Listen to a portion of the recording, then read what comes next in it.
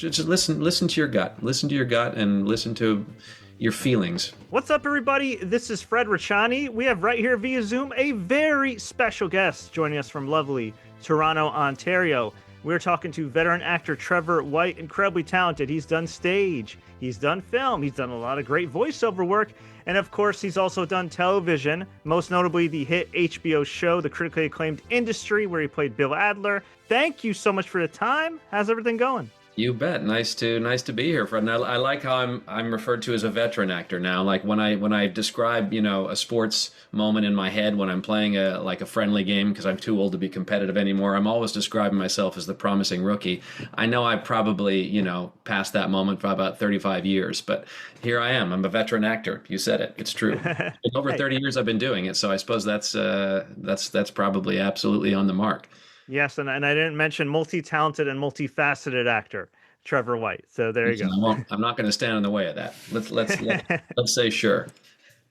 There you go. Well, there's a lot to talk about, my friend. We talked a little bit off air. Well, I promise we won't get too much into the Blue Jays and everything. Well, shout out to them. They had a nice run, and you had a hell of a run on Industry. What started out as kind of a small supporting role. I'm sure you thought at first, like, okay, this is pretty cool. I'm on an HBO show. It's based in London. I was based in London for a while. And instead, it became a really kind of pivotal part of the story. Before we kind of dive into more of the spoilerish aspects of Industry, just how was your run? How is it coming off now, almost a year removed? Yeah, I mean, it's one of those jobs that, as you said, when I first got introduced to the show at the end of season one, this won't spoil anything particularly for people. It's a boss character coming in and kind of laying waste to a lot of the rookies on the staff, and there's a particular storyline with the incredible actor Ken Leung and Mahala, or both. I mean, everyone on that show. I think people are inclined to. It's not often that everything aligns. The quality of the writing, the quality of the direction, the fellow actors you're playing with, the show actually catches the public attention as Industry does. I know it's a little more niche than maybe, say, Succession or something, but it's gathered momentum with every season, and I'm really excited to see what season 4 is going to bring. As a fan of the show, too, I know I would genuinely watch the show, as my wife would say the same, even if I wasn't in it. It's such a well-written and well-conceived and brutally dark show.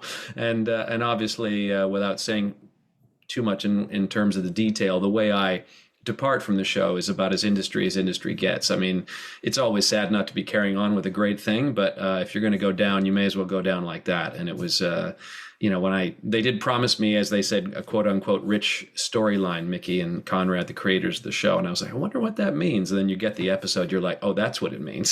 So yeah, it was an awesome experience.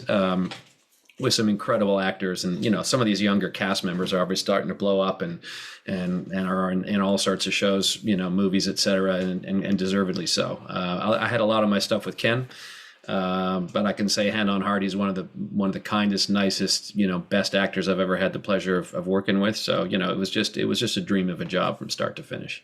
And that chemistry was phenomenal between you two. Was that instant, or did it take some time to really kind of get to know each other and really get a feel for the characters? Yeah, I think, like anything, it takes a bit of time, but because, when they brought me back in season 2 and then I kind of end up sort of firing him in a way, it's sort of like a golden parachute promotion where he gets sort of sidelined, that, which was just a really fun scene to do, but obviously brutal. And I think we just developed a mutual respect, and you end up in Cardiff together. We're also filming in London, so geographically he's away from home. So we would go out for dinner sometimes, and then season 3 it just got sort of deeper and meaner and nastier and more fun. So. These things take time. I mean, as they should if they're worthwhile. But we still keep in touch, and as I do with Mickey and Conrad and some of the other cast members, it's just a really special job that I will always remember. It's one of those ones you can count on one hand. Well, hopefully there'll be another hand of great jobs like that. But that was certainly one of the top ones I've ever had had the privilege of being on. I was also thoroughly impressed by the young cast members, especially when the show first started out, I mean, that's a lot of pressure to be front and Yeah. center on an HBO show, to carry a show that's more than just, the style you see. There's a lot of substance. How impressed were you as somebody that's done this for a while? I mean, I was blown away. I actually listened to an interview Ken Leung did on a podcast about exactly that, about these young actors, and he was encouraged by Lena Dunham actually when he came in to say, like, we brought you on board, we believe in you, like, set the tone. You're kind of our leader here in the clubhouse. So it emboldened him to make even more bigger, more interesting choices. Fail big, fail hard, but like put it out there.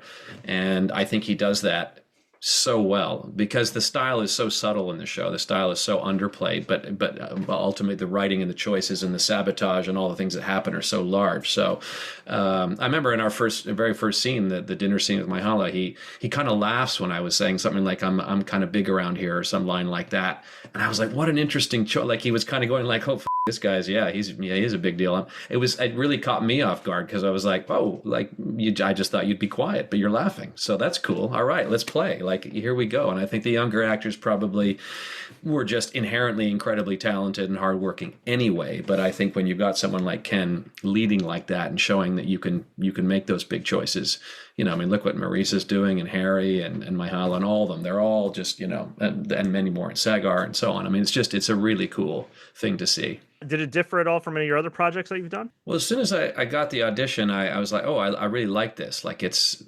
well written. It's just very, very well written. Mickey and Conrad are very talented. They know that world so well. And like with any show, no matter what it's about, whether it's like, Breaking Bad and crystal meth or whether it's this and finance, it knows its world and it leans into it fully. And they were always very up for feedback or suggestions if you wanted to make it a little more your own or play around with things. But the foundation was so strong, you often didn't really have to do very much. Really, you just trusted that and then played with your fellow actor. Again, you guys did a great job. You could stream Industry right now on HBO Max, all 3 seasons, and renewed for season 4. So excited to see what happens there. But Trevor, of course, you're keeping busy. Before we get to the beginning of your journey, how you got to this point, I know you got a couple projects in the work. Would love to give you the floor to shout them out. Well, and I think it's changed titles, but I did. It was a really interesting, it's a French 2-part film about Charles de Gaulle, where I played Harry Hopkins. It was Roosevelt's sort of right-hand man. I think he might have been the Secretary of State. You think I should know this. It was a year and a half ago now. So, you're like, oh, I did that job. I'm moving on. But that was a lot of fun because I was filming with Campbell Scott, one of my favorite ever films, Big Night from the 90s, if I've got that right, was a film he co-directed and maybe even co-written with Stanley Tucci, but it's a real gem, a young Minnie Driver. I mean, I got the chance to work with him. He was playing Roosevelt and do a bit of fangirling and saying like, wow, that movie, that's one of my favorite things ever. And we were filming in a fake Oval Office in Norwich in the UK, which apparently gets used for everything from like car commercials or high-end films. But that's coming out sometime, I believe, this year.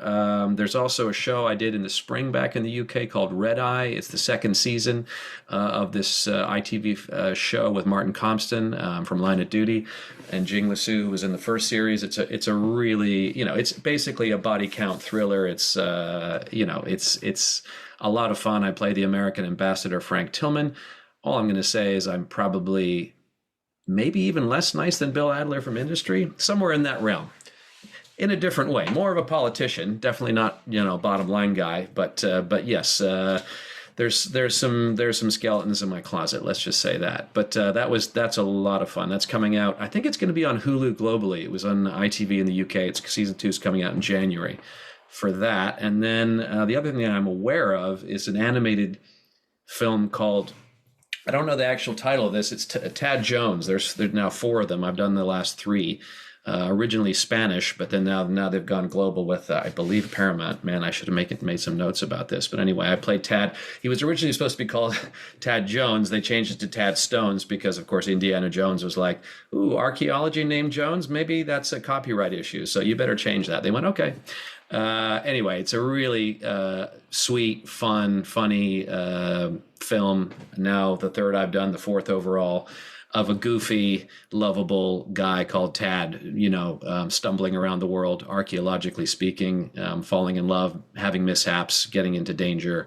That'll be coming out, I believe, in the summer of next year. Great projects I will definitely be on the lookout for. But it's interesting with your career, right? Whether you're from Canada, UK, the US, wherever, usually your starting points as an actor, at least what people perceive to be, are New York or Los Angeles. You kind of seem to take a different route. You were born in Canada, lived in Vancouver, currently Toronto based, lived in London for many years. We're telling me that maybe you'd go back to London at some point. Of course, you've done work in the States as well.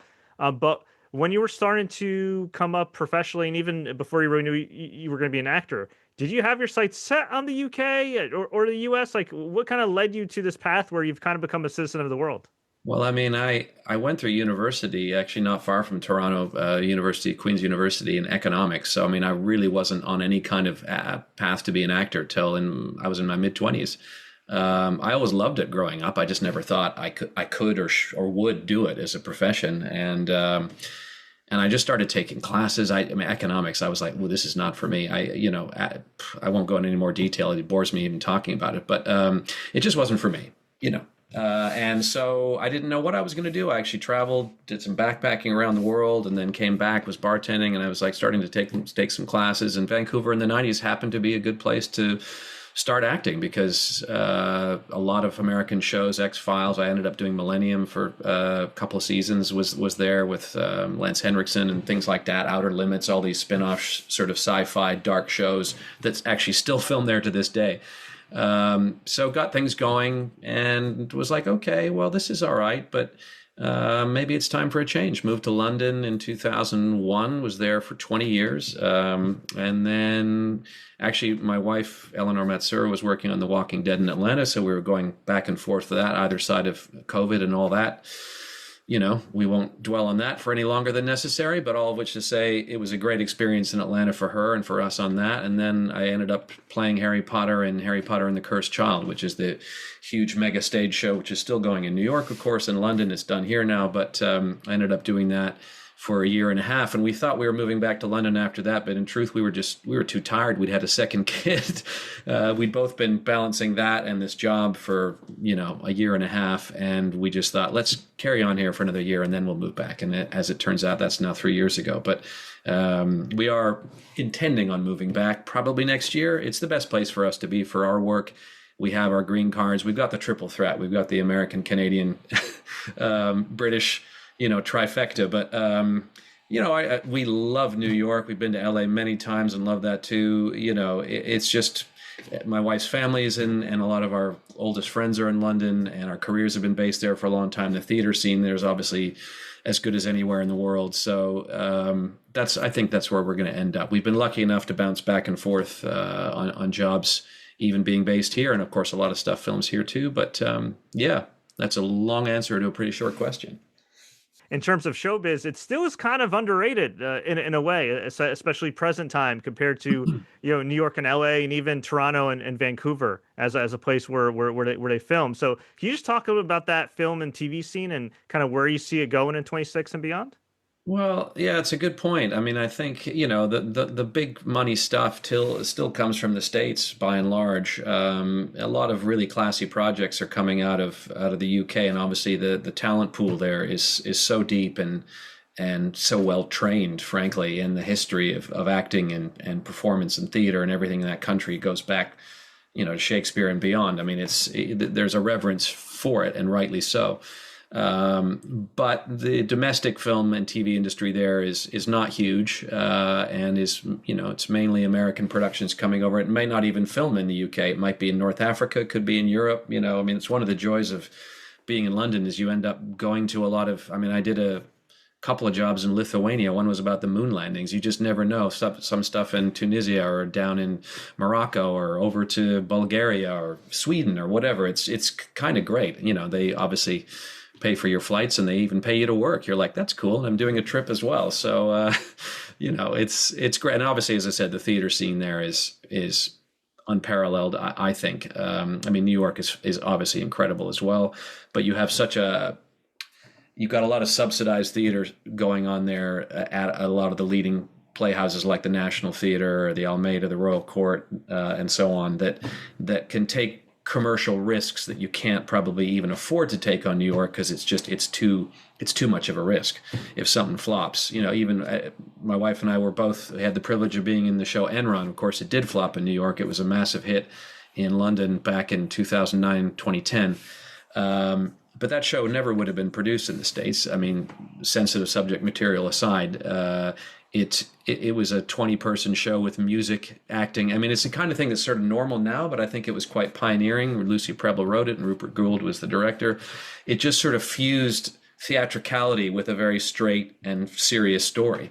And interestingly, the creators, when they went to New York, said it was the thing that they thought that didn't sit well with people the most. We were spending hundreds of dollars on tickets. We're like, oh, if I'm going to go see The West Wing, I'm going to go see The West Wing. If I'm going to go see, a musical, Chorus Line, I want to see that. But it was kind of this crazy fusion. And 15 years ago, people were like, I don't get it. I'm not down for this. I think now, it would be different. What's amazing too is, of course, that your partner is a successful actress in her own right. And in this kind of line of work, or anything creative, or anything that involves like a lot of tunnel vision, you need the right people around you. So if you don't mind me asking, how did you two connect in the first place, and end up like meeting? And just generally speaking, how important is it to have either a partner, best friend, whoever that's in your corner, who kind of really understands this life? Oh, I mean, I can't tell you how lucky we both are to have someone. I mean, just a practical, like I had a self-tape this morning, as is the norm of, that's how one auditions nowadays. 98% of the time is putting on stuff at tape, on tape at home.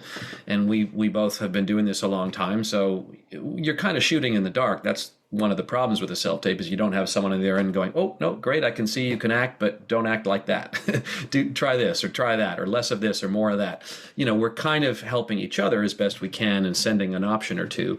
But, most of my friends that do it have, for one, partners that aren't even home when they need to do it. And they'll have to bring a friend in, or maybe do it off the dictaphone or whatever else. It's like, we're very lucky that we can be understanding and supportive, and at least have a professional idea of what hopefully should be done. Not to mention the fact that Ellie got a job offer about a year and a half ago in Australia. If I was doing a 9 to 5 here, I couldn't just pick up my job or take 3 months leave and go like, I'm out of here. We're both self-employed, so we were like, let's take the kids, let's go to Australia for 3 months. It was the best. It was one of the luckiest, most incredible things, that could happen. So, I mean, even that's what took us here, of course, and what was taking us to Atlanta prior to that. So we actually met on a Royal Shakespeare Company production of Coriolanus back in 2007. We'd met the year before in Lithuania, but that's just a random dinner on another TV job, and that was nothing really came of that. And then a year later, we did this job for 5 months. We came to the Kennedy Center in Washington. We went to Madrid, and we were in Stratford upon Avon in the UK. It was just a fantastic job, and that's where it all started. So that's 18 years ago, just like that. Of course, you also have 2 kids, right? So being 2 very much working actors, successful in your own right, but keeping busy, constantly traveling, doing all kinds of projects, different mediums and everything, having 2 kids as well. How do you balance all that? We've sort of signed up for the circus, is what we say, and I think luckily we both love that. We love the fact that we might just be off to some foreign land, next week or the month after, or who knows. It's and our kids are still young, 8 and just turned 8 and about 3.5. So, I mean, for one thing, when they were younger, one didn't even exist yet, and the other one was about 3 or 4, and they don't really know where, they're just going where we go. So that makes it easier. But now that they're a little bit older and more aware, if we are to move back to the UK, which I expect we'll do next year, it'll be a big adjustment, certainly for our oldest, and a certain adjustment for our youngest. She's made friendships. She's in school for a bit now, and I think it's going to get more challenging to do what we've been lucky enough to do these last few years, and even before that, we love to travel. In and around jobs as well, not even related to a job, save up a bit of money and go to East Asia for a month, because we both love to travel. So it helps that we share a lot of interests. But having kids, I mean, the most challenging aspect when I was doing, as I said, Harry Potter, the 6 day a week theater schedule, the fact that the show was an incredibly long show and with a long call before it for wigs and warm up and makeup and all these things, it was yeah, I mean, it was the best of times, it was the worst of times. It was an incredibly special job to be on, but we were both a bit broken at the end of that, with a newborn, a toddler, and that schedule was like, wow. But we survived, and here we are. You talk about theater and Harry Potter and everything else. On one hand, it's awesome. You're on stage, and in some ways, you kind of get that instant gratification from the audience to an extent. When you're in film and TV or in a booth doing voiceover, not so much. It's kind of encapsulated and it's let out to the world eventually, and you'll see what the critics say. What's more challenging for you, being in front of that audience in real time, or kind of playing the waiting game and seeing how your work is received? I think, psychologically, it's always like being a live performance is always, if it's not a little bit scary, then I think it doesn't mean anything. If it doesn't really matter if it's 2,000 people or 200, it's got to be a little bit scary. And yes, truthfully, after doing dozens and then ultimately hundreds of performances of that show or other shows that I've done, you do become more comfortable, and then hopefully you're finding new ways through it rather than just, repeating the groove in the record. That's not that interesting for you or for the audience, probably ultimately. But I love the variety, as you say, whether it's being in a voiceover booth. Sometimes on video games, you don't even know they don't even tell you what game you're doing because it's all NDAs and secret. And, they get especially that way about video games, even more so on movies. You're like, yeah, I know this is okay. I don't know. Let's just do the lines. Yeah, it's, I as I said, I love the variety. You don't often know what's coming next. You hardly ever know what's coming next. So you're like, oh, okay, this. Let's see what this is all about. Theater definitely affords a greater opportunity for community and a shared experience, often with the people you're doing it with 6 days a week for often months and months. Sometimes film or TV can be a little more patchy. You're in a little bit here, you're in a little bit there. You might only be with certain people. You might not get the whole, the buffet, as it were, of the whole experience. So, yeah, there's challenges of this job. Let's be clear. But I wouldn't do anything else. And I feel very lucky to be doing what I'm doing. We're doing great in all facets, and we really do appreciate your time. Trevor, before we let you go, we always like to ask our guests some random and rapid fire questions just to get to know them better. Are you ready? All right, hit me. All right. Favorite late night snack or cheat meal? Oh, like dried mango or a little bit of like we call it posh chocolate around here because my wife's English, but like, not dirty chocolate, but like really good chocolate. What a healthy guy. All right. That's not I didn't think it was too healthy. It's a lot of sugar, but yeah, all right. I'll go with healthy. There you go. Favorite actor? Oh, dang. All-time favorite, I should say. All-time favorite? I mean, I was just talking about him the other day because someone was playing Javier Bardem is who I'm thinking of, who I just love in just about everything he does. I was specifically talking about his performance in No Country for Old Men to someone, which was just his bad guy in which Bond film was that? Anyway, with Daniel Craig, the chemistry, he's just so interesting. Vicky Cristina Barcelona, on and on and on. I know there's so many others that would come to mind if I gave this more thought, but it's rapid fire. So we're going to go with Javier Bardem. I agree, and I've never met him yet, but he's just seems like such a sweet guy too, and it's just funny to see a guy that seems so nice, and then to play that dark character, like, man, the way he channels those emotions or lack thereof, just incredible. Yeah, exactly. All right, favorite industry character besides Bill? Oh, that is a really good question too. It's going to have to be Eric. It's going to have to be Ken Leung, I think. With all respect to the incredible, I was going to say kids, but they are about half my age. Eric it's just such a fun arc, isn't it? The baseball bat and all the front, but then things get pulled out under him and then he turns things around. It's just really, really fun. It's really, really fun. And he's obviously had a very long and storied career, but I think this is something, I know it's something that he just loves. And why wouldn't you? Because it's so rich and just so surprising. We'll mention a spoiler here, so if you haven't caught up yet, just turn interview off, go back to it after you finish season 3. Were you aware that Eric was gonna get screwed? I mean, he essentially screws you over. Oh, put Bill into cancer and this and that, and then it looks like he's in charge, and then you're out. At the end of the season, were you aware of that, or were you just as surprised as all of us watching?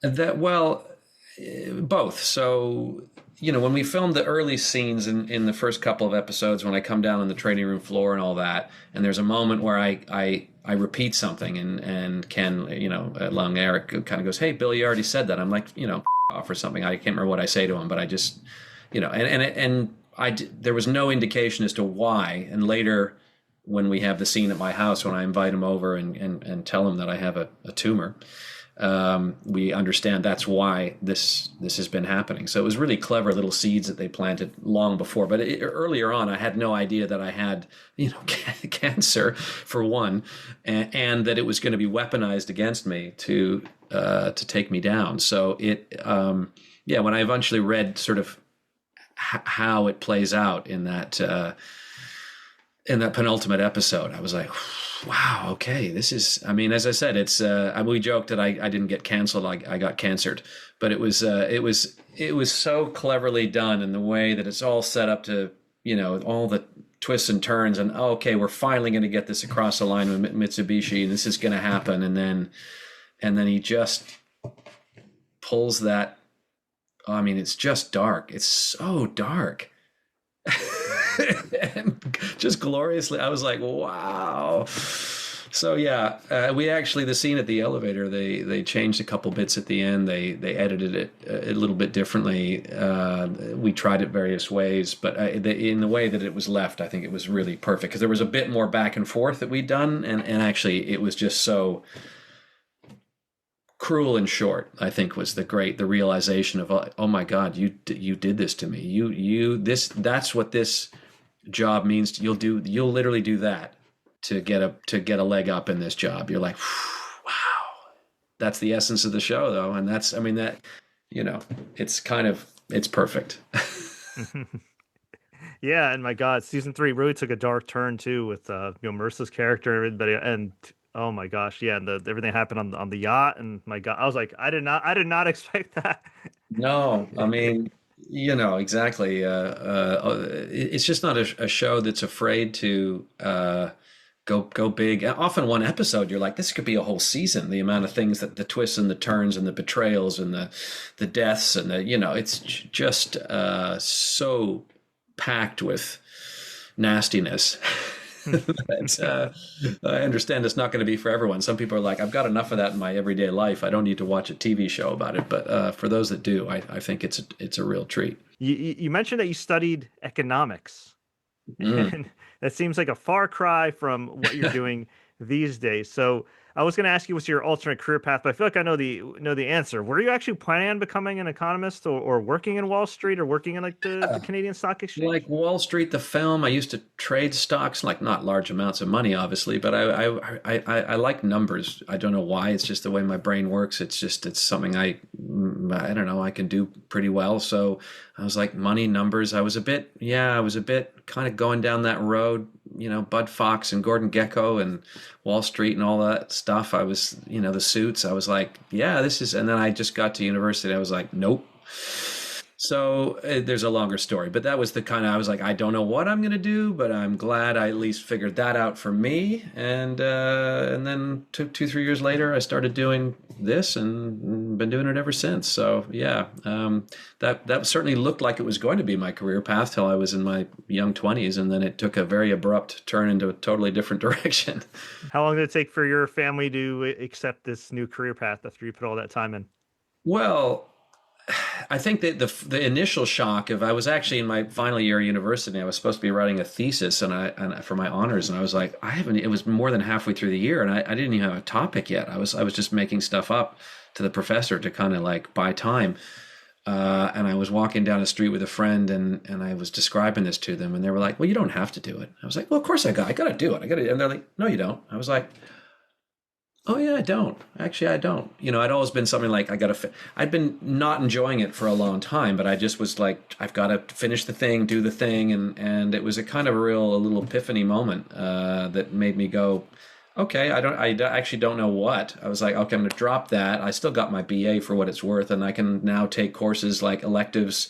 I don't know. I took a course on Vietnam, history of Vietnam. I took a course on Russian literature. I was like, let's try like a catch-all, like stuff I don't know that I would actually like to learn about. It led to here. So, hooray. Hey, at the end of the day, it worked out, right? So, Exactly. what would you get recognized for the most? Yeah, not. I mean, when I talk, people often think I talk like Jeff Goldblum. I tell them he talks like me, but I guess he has been around a bit longer than me, and slightly more famous. No, I mean, industry would definitely the most. I mean, sometimes you're doing a play and people will specifically recognize you from that in the town that you're doing it. Less so with Harry Potter because I had wigs and scars and whatever else. But industry, as I said, has a very loyal audience, and so it happens quite randomly and sporadically. It's just walking down a street, or you're in a shop, and someone. I'm in nowhere near a level of fame as someone who gets recognized all the time, and it's exhausting, and they just want to just run away and have a little privacy. When I try to play it cool, but actually I'm like, oh, this is fun. Because it happens so infrequently. I'm like, oh, it's really nice, and people are often very, I mean, no one said I hate you in that show, so that's good. Maybe some people think it and it just don't stop me, but it's always been really sweet and really like supportive. So I love that.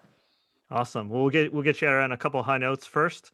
What's your best piece of advice for success? Wow. I mean, I've done school talkbacks doing plays and stuff, particularly in Stratford. And when you're talking to younger people, I often it's a tough one to balance because you don't want to send them away with a message like "don't take anything seriously" because I don't think that's quite the answer. But I do feel that society, and particularly like schools, are putting way too much pressure on kids too early. You got to get into this like high school or this particular elementary school to then get to this university. Like, calm down. Like, they're kids. Like, what we got to give them their childhoods and then have them have all the experiences, and there's plenty of time to figure things out. I mean, maybe there are people who already know what they want to do, and that's great. Go for it. But yeah, in terms of success, I guess you just got to follow your instincts, your heart, your gut, whatever you want to call it. That kind of, it took me a while to figure that out until I was in my 20s, and for some people it could even be longer. I mean, I've known lots of people who were in their 40s and just thought, I don't want to do this anymore, I'm going to do that. And you're like, a friend of mine who was an actor is now in therapy and is loving it. And you're just like, great, just listen to your gut, and listen to your feelings. Yeah, I like hey, something a therapist would say. So I guess you learned something. maybe I got a subside action in that. There you go. And for anybody that hasn't already been convinced, why should people check out Industry on HBO Max? I don't think there's too many shows, running at the moment now that Succession has ended that are as compelling and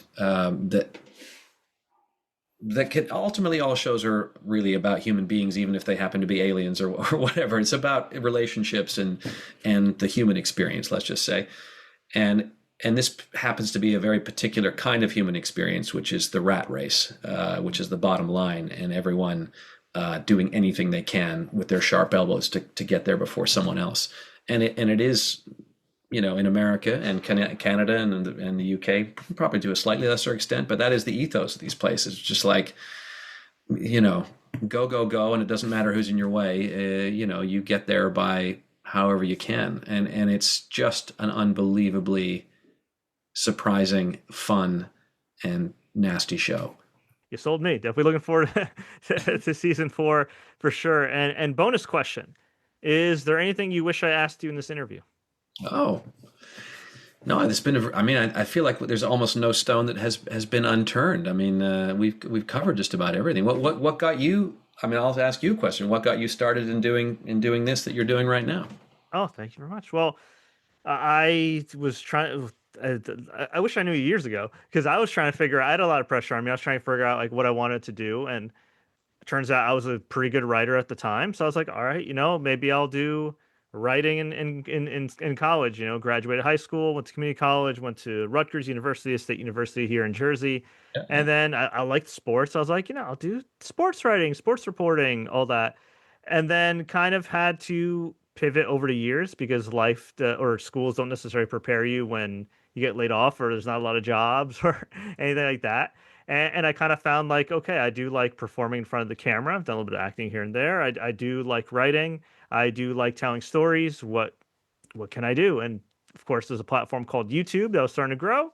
Started doing a lot of that and the sports side of things. Realized I didn't want to get put in a box, so started covering more film and TV. Ironically enough, I did cover The Walking Dead and interview a number of actors. I never had the pleasure of interviewing your wife, but I started like more like 2010, 2011 All right. when Okay. I Yeah. started doing like Long before. actor interviews, and then from there shifted to the gaming space, which I know you've done quite a bit of gaming voiceovers as well. You know, including some games that move like Mirror's Edge and a handful of others, and yeah, over the years, just did some freelance work, connected with a great series of networks called Manhattan Neighborhood Network (MNN) in New York City, and asked them, "Hey, are you guys looking for any TV shows? I already create content on YouTube. I do these interviews. Would love to kind of put it in more of like a digestible half-hour format for your viewers across Manhattan and of course online worldwide." And they said, "Sure." And fast forward 8.5 years later, been on air with TSC News on MNN. Of course, still have my YouTube channel where we do more day-to-day things, actually 3 YouTube channels. So that's how I kind of got started. And then separately, as we talked off air, I also work in advertising as well, but utilizing a lot of my skills. Who knew that communicating with people would help in project management and producing commercials? But Right. Right. hey, Right. evidently it works out. So that's how I ended up here and Huh. having the pleasure to talk to you. That's. I mean, that's a lot of stuff. That's pretty amazing. I mean, there you go. Amazing. I love it. You obviously followed your gut. Yeah, I did. It took me a while. You know, I would tell younger people the same thing, like, follow your gut, try different things. It's okay to start over. You know, sometimes you may have to start over and you don't have a choice. So you might as well see what you like, see what you're good at. And yeah, you could always adapt and change. And shout out to shout out to your friend becoming a therapist that in their 40s. I mean, that's a pretty brave decision to make. And I'm glad they're happy. Yeah. Yeah. Absolutely. I'll pass that on. Awesome. Well, Trevor, we really do appreciate the time, man. It's been a pleasure talking to you, learning about your journey. Again, I love industry and the work that you do, the work your wife does as well. And hey, shout out to you for also balancing family life as well. Before we let you go, where Yeah. can fans find you online and where can we find you next? I'm online. It's just under Mr. Trevor White. MR Trevor White on Instagram is really the only one I use, but because I was doing all the other ones, but I just I'm too old for that. I'm too old for that. I like some pictures, the pictures and videos. That's good. People falling over. If falling fails, that makes me laugh, and everything's happy.